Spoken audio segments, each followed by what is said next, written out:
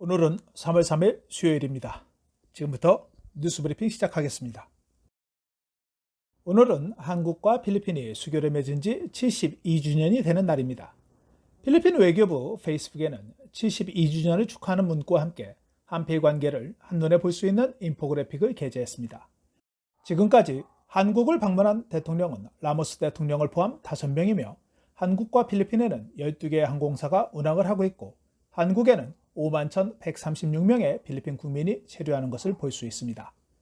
한국과 필리핀은 1949년 3월 3일 정식 외교 관계를 맺었으며 1954년 1월과 11월에 마닐라와 서울에 각각 공사관이 설치되었으며 1958년 2월에 양국공이 대사관으로 승격시켰습니다. 한편 한필수교 72주년을 맞아 한국 외교부와 주한필리핀 대사관 어느 곳도 양국 수교 72주년을 축하한다는 내용이 없는 것은 좀 아쉽습니다. 오늘 오후 1시부터 박이호 한인회 사무실에서 순회 영사 서비스가 개최되었습니다. 주 필리핀 한국대사관 신민철 영사와 유승현 행정관은 박이호 한인회에 도착하여 박이호 한인회 이준성 회장과 인사를 나눈 후 바로 순회 영사 서비스를 시작했습니다. 오후 1시부터 시작한 첫날 영사 서비스에는 여권 45건, 공증 105건이 처리되었으며 내일 오전 9시부터 2일차 서비스가 진행될 예정입니다. 이준성 박이호 한인회장은 이번 박이호 영사 서비스는 코로나 전염병으로 인해 지난 2019년 11월 9일 이후 16개월 만에 이뤄져 박이호 교민들에게 많은 도움을 주었다며 대사관 측에 감사 인사를 전했습니다.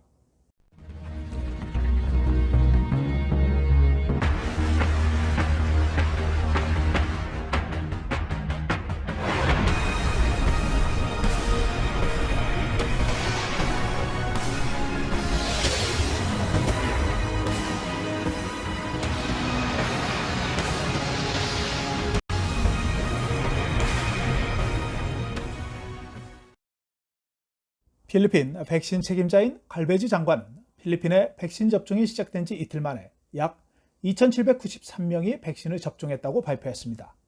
코로나 백신에 대한 접종은 어제 오후 7시 33분을 기준으로 11개 병원에서 2,793명이 접종을 했으며 12명이 경미한 부작용을 경험했으며 154명이 예정된 예방접종을 연기했다고 덧붙였습니다.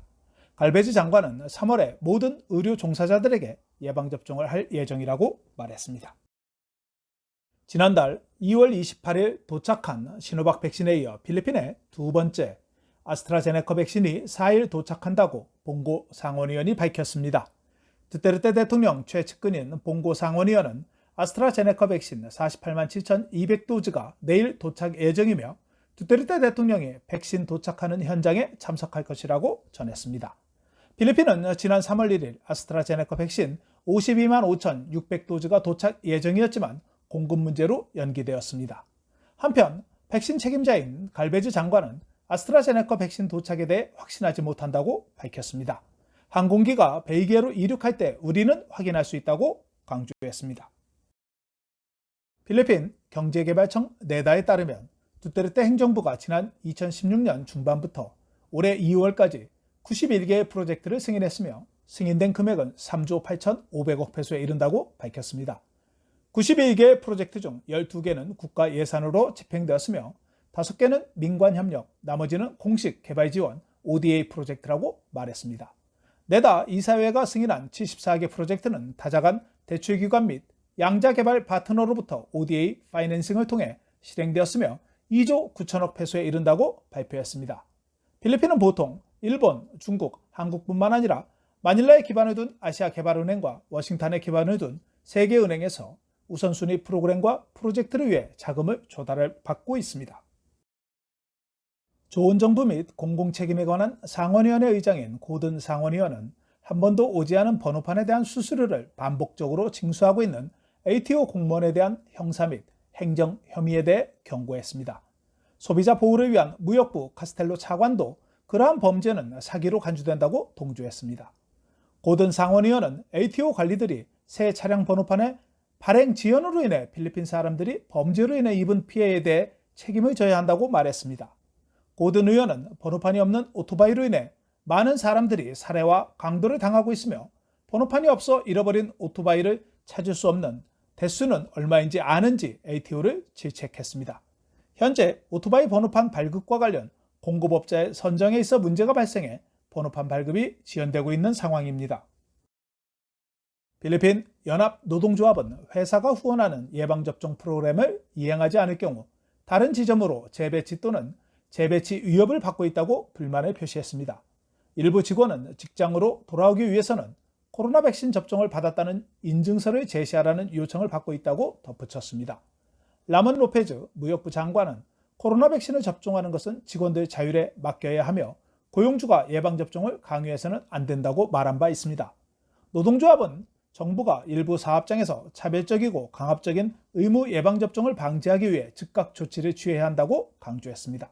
하지만 일부 기업에서 실시한 내부 설문조사에 따르면 많은 근로자들이 부작용이나 부작용에 대한 두려움 때문에 예방접종을 꺼리는 것으로 알려졌습니다. 한편 일로일로시 지방정부는 공공 및 민간 사무실에서 백신 없이는 업무 금지 정책을 시행할 계획이라고 밝혔습니다.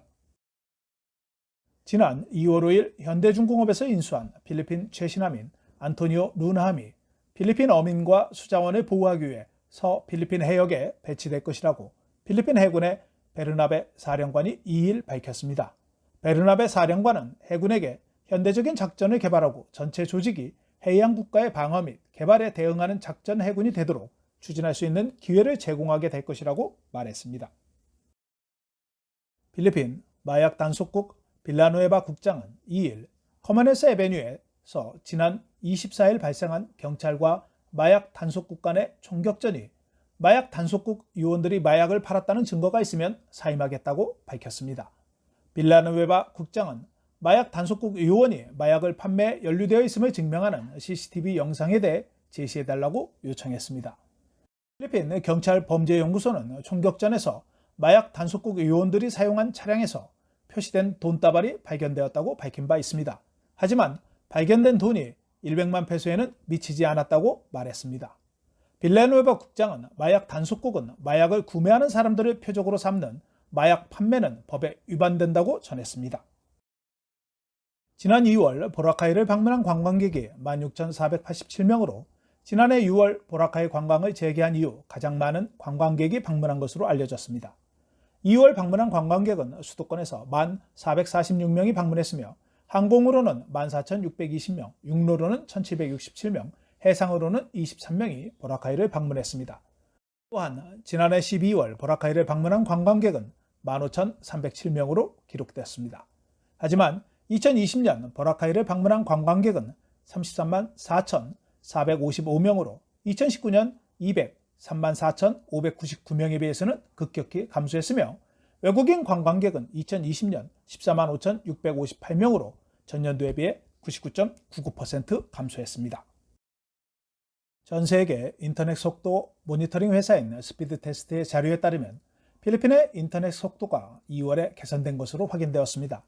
필리핀은 지난 1월 고정 광대역의 평균 다운로드 속도는 32.73mbps였지만 2월에는 38.46mbps로 17.51% 향상됐습니다. 또한 모바일 인터넷 속도도 1월 25.77mbps에서 2월 26.24mbps로 향상됐습니다. 필리핀의 인터넷 속도가 지난해에 비해 개선되었음에도 불구하고 일부 아세안 국가에 비해 느려 두테르테 대통령이 통신사에 개선을 명령했음에도 불구하고 획기적인 증가는 보이지 않고 있습니다. 정부의 바람대로 3월 8일에 서비스를 시작하는 디또 통신사의 출범이 기존 스마트와 글로브에 어느 정도 영향을 줄지 지켜봐야 할 것 같습니다. 필리핀 교육부는 2020-2021학년도를 7월 10일까지 연장했습니다. 교육부는 3월 1일부터 12일까지 지난 2분기 동안 시행된 다양한 형태의 평가 결과를 통해 결정된 학습자의 능력을 기반으로 교정 및 개선 활동을 수행한다고 밝혔습니다. 또한 3월 15일부터 19일까지는 교사들이 전문성 개발 프로그램에 참석하여 학생들은 방학에 들어갑니다. 교육부는 추가 일정으로 인해 3학기는 3월 22일부터 5월 15일까지, 4학기는 5월 17일부터 7월 10일까지 진행될 것이라고 덧붙였습니다. 최근 필리핀 사회기상청 SWS의 조사에 따르면 필리핀 학생 10명 중 6명은 원격 학습에 기기를 사용하고 있으며 기기를 구입한 가족은 학생당 약 8,000페소를 지출한 것으로 조사됐습니다. 11월 21일부터 25일까지 실시한 가구당 조사에서 5세에서 20세 학생 중 42%는 원격 학습에 기기를 사용하지 않는 것으로 조사됐습니다. 학습에 기기를 사용한 사람은 기기를 이미 소유하고 있다가 27%, 새로 구입했다고 응답한 사람은 12%, 대여는 10%, 후원은 9%, 임대는 0.3%로 조사됐습니다. 지역별로는 메트로 마닐라가 96%로 기기를 사용하는 비율이 가장 높았으며 블라칸과 루존이 64%, 비사야 43%, 민다나오 41% 순이었습니다. 농촌 지역에서의 기기 사용은 49%였으며 도시 지역의 67%에 비해 낮았습니다. 원격 학습을 위한 기기로는 스마트폰이 79%로 가장 높았으며 데스크탑 또는 노트북이 13%, TV가 5%, 태블릿이 3%를 차지했습니다. 수도권에서는 스마트폰 사용이 60%였으며 데스크탑과 노트북 사용이 34%로 전체 지역 중에서 가장 높았습니다. 도시에서 스마트폰 사용은 74%였으며 농촌은 86%를 기록했습니다. 기기 구입에 가구당 8,687페소를 지출했습니다. 지역별로는 수도권이 12,315페소로 가장 높았으며 블라칸 및 루존이 7,635페소로 가장 낮았습니다. 또한 도시는 9,344페소를 지출했으며 농촌 지역은 7,874페소를 지출했습니다. 설문조사 결과 등록된 학생의 80%는 모듈식 원격학습에 참여하고 있으며 14%는 온라인 원격학습, 직접 대면에는 1%, 텔레비전 또는 라디오 교육에는 0.1%가 참여하고 있으며 4%는 혼합교육에 참여하고 있는 것으로 조사됐습니다. 지난 1월 대면 수업이 시범 실시 예정이었으나 영국 변이의 발견으로 인해 두테르테 대통령에 의해 중단되었던 대면 수업에 대해 교육부는 대통령이 재시행을 허가할 경우에 대비해 가이드라인을 발표했습니다. 대면 수업은 학교마다 차이가 있을 수 있지만 오전 또는 오후 수업에 한정해서 시행될 것이라고 교육부가 발표했습니다. 오전 또는 오후 수업에 대해 한정하는 것은 점심 식사의 전염성의 증가가 예상되기 때문에 식사는 집에서 해야 하기 때문이라고 덧붙였습니다. 교육부는 위험이 낮은 지역에 한해 최대 50개의 학교가 시범 운영에 참가할 수 있으며 소규모 학교에서는 학년당 1개 학급, 대규모 학교에서는 최대 5개 학급이 참가할 수 있으며 학급 규모는 최대 20명까지 허용되며 1교시는 30분으로 제한됩니다. 지난 3월 1일 월요일에 마닐라시 톤도 지역에서 길에 버려진 종이봉투에서 수류탄과 탄약이 발견되어 경찰이 수사를 진행하고 있습니다. 경찰 보고서에 따르면 한 시민이 오후 5시 15분경 마닐라 톤도 모리오네스 스트리트에서 미확인된 사람이 의심스러운 봉투를 두고 떠났다고 당국에 신고한 것으로 알려졌습니다. 경찰은 봉투에서 수류탄과 구경을 알 수 없는 단환 6개를 회수했습니다. 온라인 게임 회사 포고에 취직하기 위해 필리핀에 도착한 대만인이 2개의 포고 회사를 통해 매매된 후 파라냐케의 한 호텔에서 납치 방지 수사대에 의해 구조되었습니다. 대만인 우는 소셜미디어를 통해 중국 기업인 포고 회사에 97,000페소를 받는 조건으로 2월 26일 필리핀에 도착해 격리 중에 있었으나 고용한 회사가 다른 회사에 22만 5천 페소에 팔려 새로운 고용주에게 끌려갔으며 3월 1일 파라냐케에 위치한 회사에 다시 22만 5천 페소에 팔렸다고 말했습니다. 피해자는 주 필리핀 대만 대표부의 도움으로 친척들과 연락을 하였으며 경찰에 의해 구조되었습니다. 피해자가 구조된 호텔은 중국과 인근 국가에서 도착한 직원을 위한 포고 회사의 격리 시설인 것으로 밝혀졌습니다.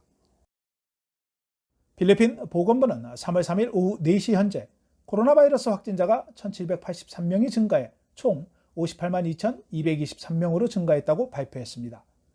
27,338명이 검사를 받아 2,154명이 양성 확진자로 판정돼 양성 확진율은 7.9%였습니다. 오늘 사망자는 20명이 추가되어 사망자는 12,389명으로 증가했으며 사망률은 2.13%였습니다. 330명이 회복되어 회복한 인원은 53만 4,778명으로 91.9%의 회복률을 기록했습니다. 메트로 마닐라에서 코로나 바이러스 사례가 증가하고 있습니다. 옥타 연구팀은 메트로 마닐라와 전국 여러 지역에서 사례가 급증하는 원인으로 새로운 변이로 추정하고 있습니다. 지난 1월 10일 수도권의 재생성 지수는 1.17이었지만 최근 1.4로 증가하면서 확진자가 급증하고 있습니다. 현재 핫스팟으로 간주되는 파사이시는 재생성 지수가 2.0입니다. 보건부 자료에 따르면 3월 2일 기준 남아공 변이가 6건, 영국 변이가 87건이 필리핀에서 확인되었습니다. 한편 헤리루코 대통령 대변인은 최근 확진자가 급증하는 말라본, 나보타스, 파사이시에 대해 국지적인 봉쇄를 검토하고 있다고 전했습니다. 보건부는 파사이시에서 코로나 확진자가 급증하면서 중요한 위험 부류에 있다고 3일 발표했습니다. 돌연변이, 증가된 전염성 등이 파사이에서 실제로 급격한 확진자 증가를 경험하고 있음을 알 수 있다고 말했습니다.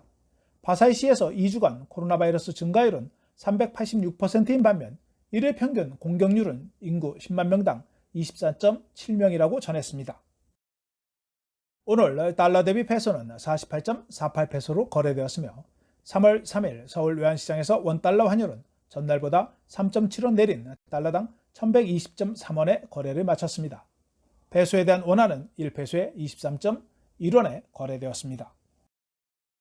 4일 메트로마닐라 최저기온이 25도, 낮 최고기온은 31도이며 일출은 오전 6시 11분, 일몰은 6시 4분입니다. 오늘 준비한 소식은 여기까지입니다. 시청해 주셔서 감사합니다.